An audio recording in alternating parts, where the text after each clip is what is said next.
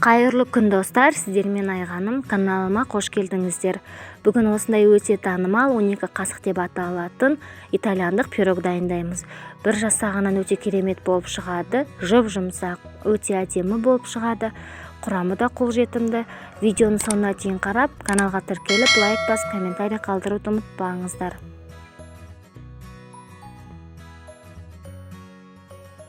Пирогқа керек заттар тізімін мен төменгі описанияға қалдырамын.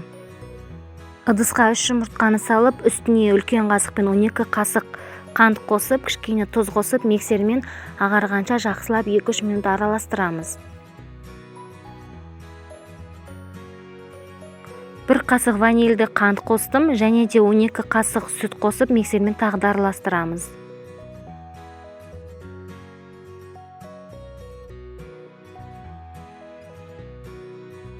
Араластырып болғаннан кейін 12 қасық сұйық май қосамыз.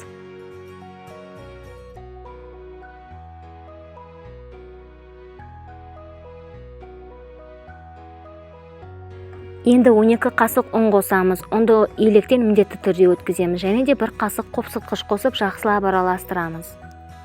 Ұнды електен міндетті түрде өткізу керек, сол кезде біздің пирогымыз өте әдемі болып көтеріледі.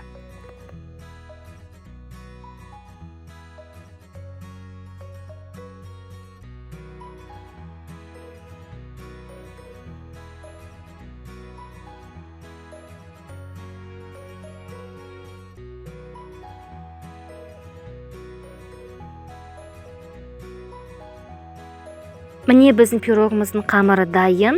Енді диаметрі 20 см болатын формаға пирогты құйып, қызып тұрған пешке 35-40 минут пісіріп аламыз. Достар, біздің пирогымыз дайын болды. Мен үстіне кішкене қант ұнтағын септім. Біздің пирог өте жұмсақ болып шықты. Сіздер де осы рецепт бойынша жасап көріңіздер достар. Сіздерге де ұнайтынына сенімдімін. Сіздермен бірге болған Айғаным. Видеоны соңына дейін көргендеріңізге рахмет. Каналға тіркеліп, лайк басып, комментарий қалдыруды ұмытпаңыздар достар.